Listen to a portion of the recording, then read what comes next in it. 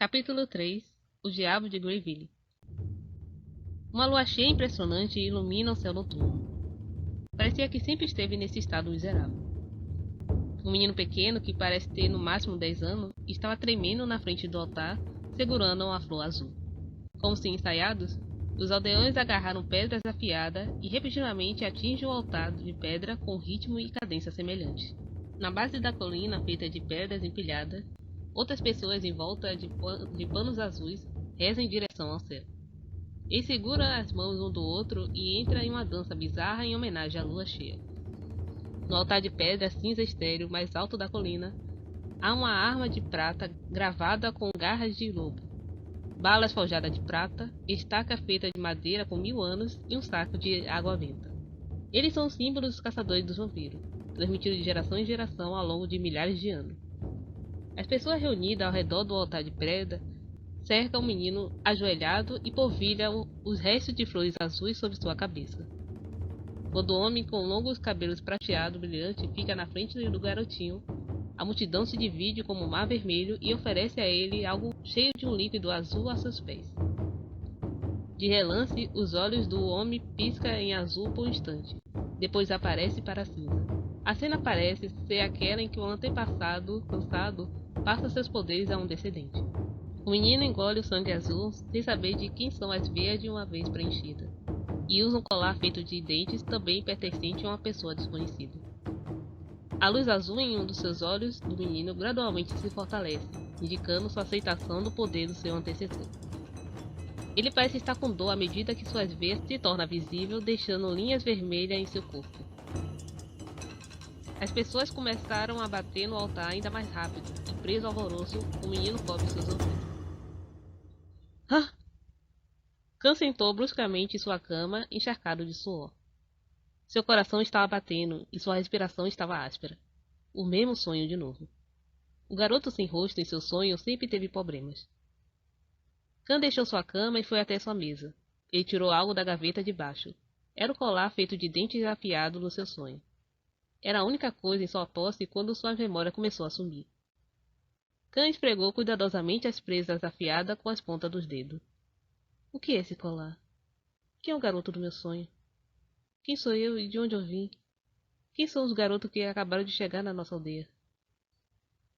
Khan não se lembrou de nada sobre seu próprio passado antes do seu abandono naquela terrível aldeia, e a falta de memória o levou ao desespero. A frustração o sufocou como se ele estivesse preso em um caixão. Para uma criança de 18 anos, não saber nada sobre sua raiz ou identidade era doloroso. Khan limpou o rosto. Ele se lembrou da pergunta de Giri a tarde anterior. Você sabe onde fica a escola secundária de Greyville? Ele estava realmente pensando em se estabelecer em Greyville? Isso significava viver sob o mesmo teto e frequentar a mesma escola. E o pior de tudo, os seus pais podiam descobrir o que estava acontecendo na escola com eles. O que ele faria então? Ele sabia que deveria estar feliz quando os hóspedes tivessem chegado à pousada da sua família, mas só se sentiu mais ansioso e frustrado. Khan sentou em seu quarto escuro. Lá fora não havia nenhum vestígio de luz. A primeira manhã deles na pousada foi bastante caótica. Eu pensei que minhas costas estavam quebrando. Era como dormir em uma laje de pedra, uma pedra! Exclamou Enzi, esfregando as costas. Foi a pior cama que ele já dormiu. Comparado no tempo que ele teve que se esconder na floresta com sua irmã para evitar vampiros, esse lugar era melhor. O chuveiro não estava funcionando corretamente. Deus estava pingando molhado em seu rosto branco. Sua tentativa de tomar banho não foi bem sucedida. Um por um, todos eles tinham algo para reclamar. Esse lugar é uma bagunça, disse Enzi enquanto desceu do colchão rangendo e cruzando os braços. O que ele estava pensando? Ele estava ansioso para rastrear e destruir os vampiros que mataram sua família. Mesmo isso não tendo sido satisfeito totalmente sua sede de vingança, mas em vez disso estava se escondido. Foi ainda pior que eles tiveram que se esconder em uma cidade como essa, e ainda tinha que ir para a escola. Enzi não gostou de como Giri estava lidando com isso, mas Giri não estava prestes a deixar as queixas mesquinhas dos seus irmãos chegarem até ele. Ele estava procurando os vampiros que assassinaram sua esposa e irmãos, bem como Boba, seu irmão biológico que havia traído sua família. Giri não tinha planejado receber novos irmãos mais novos, mas tendo uma alma gentil, ele não podia ignorá-los. especialmente quando eles sofreram como ele. Sua vida estaria em perigo se eles o deixassem. É por isso que Giri precisava de tempo. Hora de seus irmãos crescerem mais forte e saudável. Najak apareceu da outra sala, calmamente colocou uma toalha seca em volta do pescoço. Vendo o rosto sereno de Najak, Enzi de repente sentiu vontade de reclamar ainda mais. Najak sempre foi assim. Ele estava equilibrado e instável como um rio suave e pacífico. Enzi admirava isso em Najak e queria emulá-lo, mas isso também o deixou desconfortável. Theo, por outro lado, achou toda a situação bastante divertida. Ele passou o dia bisbilhotando a pousada. No andar de baixo, o curry de tomate de Joana e as batatas assadas e as carnes de Simão, dos quais ele se gabava a noite toda, estavam fervendo. Onde você está indo? Enzi disse enquanto beliscava a bochecha de Theo. Theo estava prestes a pular pela janela. Ai, isso dói, Enzi. Tome café da manhã primeiro. O que eu deveria? Você é burro? Todos os humanos comem, e as pessoas podem suspeitar se não fizermos. Enzi se frustrava porque agora ele tinha que fazer essas coisas, mas ele era mais dedicado a esse papel do que qualquer um dos outros. Estava tudo resolvido agora, e ele já havia pago o seu proprietário, mas se as coisas dessem errado, eles teriam que fugir da cidade mais cedo do que o esperado, e isso arruinaria o plano de Giri. Enzi via as coisas de forma diferente dos seus irmãos, e muitas vezes agia com hostilidade. Mas ele estava sempre alerta, sempre analisando a situação deles para garantir que eles não fossem atendidos em nenhum perigo ou desvantagem. Najak gostava dessa vila tranquila, onde pouco era ouvido além das brigas dos seus irmãos. Ele abriu a janela do segundo andar. A cidade portuária de Greenville estava coberta por uma densa neblina matinal, tão espessa que ele mal conseguia entender o que estava bem na frente dele. Eu não vi o campo perto, disse Giri ao entrar no quarto de Najak. Giri teve um maior senso de audição, então sua observação indicou que ele não conseguia detectar nenhum sinal de cã. Com o tempo, Najak olhou para a janela pela espessa névoa sem comentar. A pedido de Joana, Khan tinha saído para o mercado central no início daquela manhã e agora estava voltando. Pensar que a estrada principal seria mais segura do que as ruas laterais por causa da neblina foi um grande erro de cálculo. Ah, então o diabo vagueia pelas ruas novamente? Eu não te disse para não usar essa estrada no fim de semana? Hein? Você não vai me responder? As pessoas eram todas iguais, independente da sua idade ou aparência. Se ele julgava que alguém era mais fraco, eles o menosprezavam. Se alguém era mais forte, eles o seguiam. Os valentões começaram a bater nele. Não importa quão forte ele tinha sido empurrado ou chutado, Khan nunca resistiu. Mesmo agora, ele levou o espancamento deles em silêncio. Ele havia lutado no passado. Antes de fugir para Greenville, ele resistiu. Mas quando Khan viu tanta dor isso causou a Joana e Simon, ele tomou uma decisão. Ele nunca mais levantaria os punhos. Os ovos que ele havia comprado no mercado se transformaram em uma poça de gosma e casca. Joana estava planejando fazer ovos cozidos no vapor hoje à noite. Khan rapidamente enrolou seu corpo para proteger as frutas e os ovos restantes. Ei, pare com isso! Oficial! Aqui! Aqui! Apenas uma pessoa na cidade possuía uma voz tão crescente. Mika, neta do dono da loja Rainbow, havia perdido seus pais muito cedo e foi criada por sua avó mal-humorada. Com resultado, Mika cresceu para ser independente e determinada. Mika acreditava firmemente que só ela podia se proteger, o que era o completo oposto da abordagem de Khan. Khan suportou os ataques nem nada mais. Droga, ela de novo? Ei, vamos sair daqui! Graças à aparição repentina de Mika, os meninos que havia batido em Khan fugiram. Com algo parecido com uma concha ou uma espátula na mão, ela ajudou Khan a se levantar. Khan limpou a poeira da sua roupa. Ele não parecia ter nenhuma lesão grave, e ele olhou em volta. Onde está o oficial?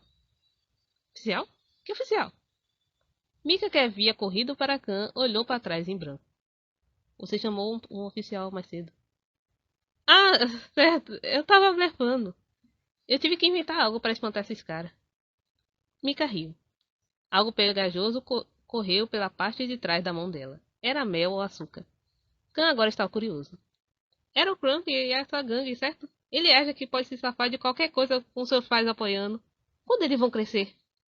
Mika parecia ainda mais chateada com a situação de Khan. Percebendo seu rosto sem reação, ela o observou ansiosamente. Ela se perguntou se ele levou um golpe na cabeça. Khan já era um pouco mais lento do que todo mundo. e ela não queria que ele se machucasse. Ei, você tá bem? Sua cabeça dói? Quantos dedos tem aqui? Mika levantou 2, depois 3 dedos em seu rosto, acenando com a mão no ar. Sem aviso prévio, Khan se aproximou de Mika até seu rosto quase se tocar. Há um cheiro doce saindo de você. Assustada, Mika corou. Ela recuou e gritou com ele. Afaste! Eu estava fazendo castanha assada antes de correr para cá. Você também gosta de assar as coisas? Khan riu. E ele se lembrou de como seu pai se gabava da sua habilidade de assar na noite anterior. Você tá realmente rindo agora? Então por que você correu para cá? Eu estava preocupada que você pudesse estar sendo espancado novamente. Mika foi descartada pela pergunta de Khan. Não era óbvio, e Khan arranhou a parte de trás do pescoço. O que você quer dizer? Quando eu fui espancado? Quando? Você é um péssimo mentiroso. Como que os caras são tão idiota com você? Não incomoda você? Ver Khan rindo deixou Mika ainda mais frustrada. Foi por isso que os alunos da escola secundária chamavam Khan de lento e sem cérebro e batia quando quisesse. Ali a preocupação de Mika, Khan agarrou a extremidade da sacola rasgada. Mas você me salvou. Às vezes você é tão... Mika não conseguiu terminar sua frase e simplesmente deu um suspiro profundo. Ela também não conseguia entender suas próprias emoções e tentou suprimi-la. Mika sabia melhor do que ninguém que Khan só pensava nela como uma amiga. Então ela tentou desacelerar seu coração, batendo o melhor que pôde. Respire, acalme-se. Khan é seu amigo. Apenas seu amigo. Você é muito astuta ou simplesmente idiota? Não, ele é realmente simplesmente idiota. O que você vai fazer quando eu não estiver por perto? Eu não tenho certeza. Eu não pensei nisso. E era verdade, ele nunca teve. Khan pensou profundamente por um momento. Ele a tinha literalmente visto todos os dias desde que chegou em Greyville. Como ele poderia imaginar a ausência dela? Khan parecia preocupado por um instante. Depois de observar por um momento, Mika fixou os olhos com o dele de uma maneira bastante séria. Khan, você tem que revidar algum dia. Eu estou bem, não se preocupe. Como ela podia não se preocupar? E ele estava coberto de hematomas. Nervosa, ela olhou para Khan.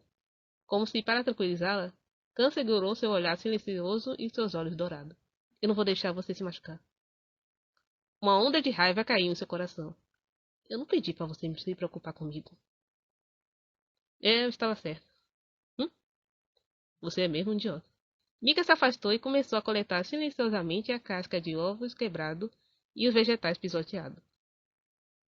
Ela não revelaria esse amor unilateral de um ano a ninguém. Leve algumas castanhas assadas com você quando for. Sua mãe gosta delas. Sua voz agora estava calma, e Mika entregou as frutas que ela pegou de volta para cá.